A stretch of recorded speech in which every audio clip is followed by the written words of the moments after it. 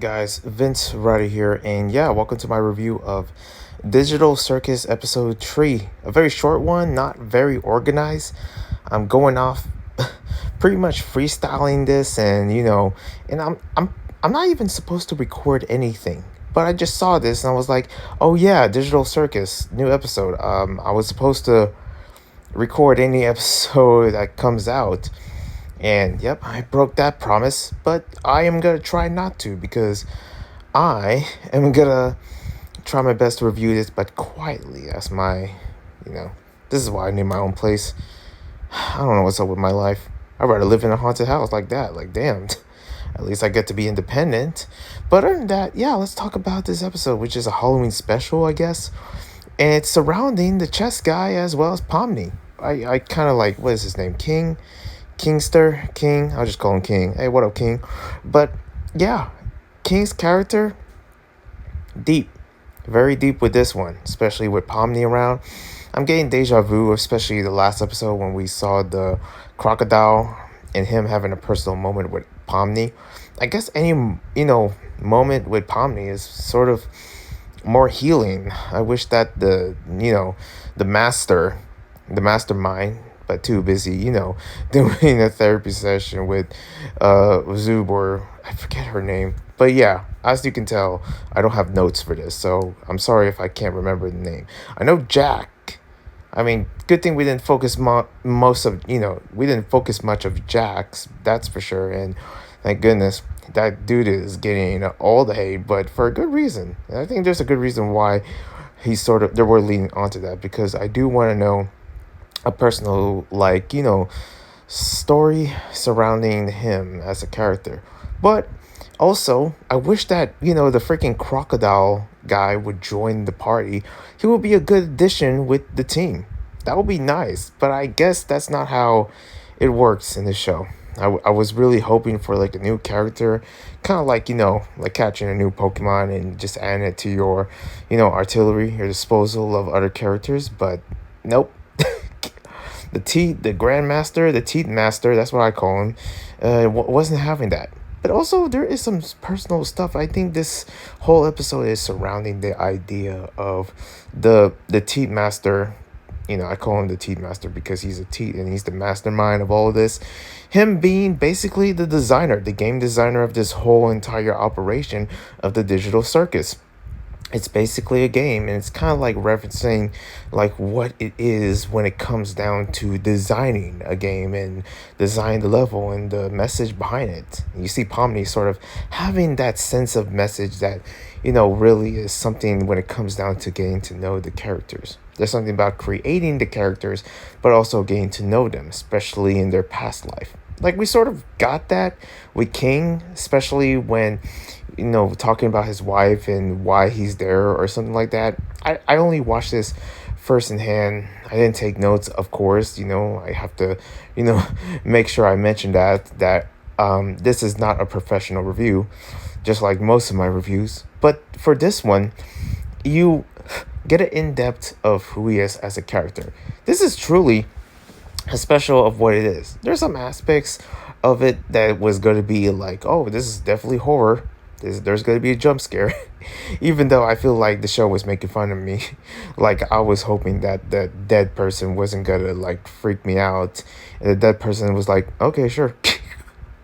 I was like, nice pop me. But yeah, it just seems like it was going to a different direction that I never thought it would. Even though it was familiar, it was still something fresh, that it was still human. Even though these were not humans, as you can tell in this episode of different parts or even a freaking chess piece, they were still human in the inside. There was still that sense of personality that makes this show worthwhile, worth something, because all of them are developing in their own ways, especially together, even with Pomni.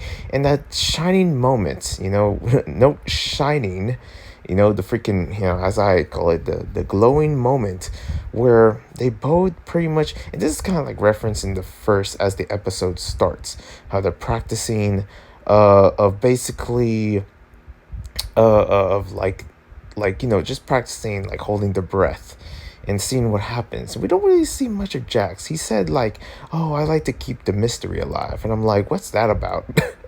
What does Jax turn into a freaking like I don't know furry Pokemon or something when he holds his breath like I don't know, or does he turn into a monster? I don't.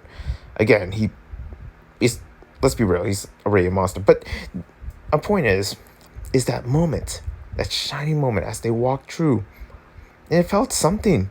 There was part of me where with Pomni and King, it was almost like King was a father figure towards Pomni, and Pomni was just this little kid that is scared and afraid, but you basically see their human self. You sort of see themselves as who they were before they entered the digital circus. Like, what was the life before Pomni? What was the life before King? What was the life before freaking Zoob? The lady with all the parts that are not perfect. But what was she like?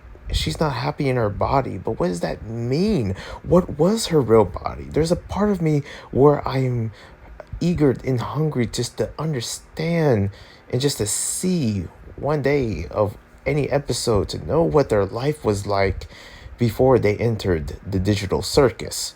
Because I'm kind of like just wondering like just how these episodes are gonna pan out once we get into whatever climax that is entered, because I feel like it just goes anywhere that the king sent us. And I feel like there's a breaking point that pretty much the king, or not the king, the freaking teeth master is gonna send us somewhere where they're gonna test their limits. But I feel like Pomni, it needs to be there at all times. And I don't understand like how they're just sent there. Like, almost I feel like the worst was about to happen, but good thing it didn't. And also, the freaking enemies, they are terrifying. They're just like, wow, that is just not pleasant to look at. But yeah, pretty much as you can see, I really enjoy this episode. I kind of like, you know, rambled a bit here and there. I wouldn't know if it was rambling. I saw the ghost lady talking with Agatha, and I guess that's just it.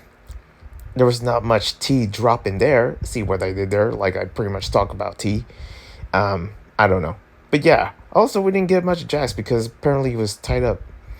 What kink is that? I'm kidding. But yeah, I feel like this episode was a shining example of King, and also the Resident Evil reference. Okay, I call it Resident Evil reference, even though I don't really play any Resident Evil in my life except for Umbrella on the Wii. What a game!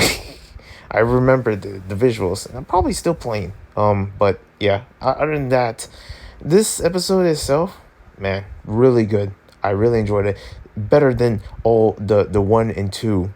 For this particular one, I don't know what is gonna top that. We're just gonna wait and see, especially understanding like what is gonna happen with Heatmaster. Is he gonna break down like just like with the other episodes or something like that? Shoot, I don't know. Anyways, thank you guys for watching. Hope you subscribe, like, comment, and I'll see you when I see you. One little piece. Ciao.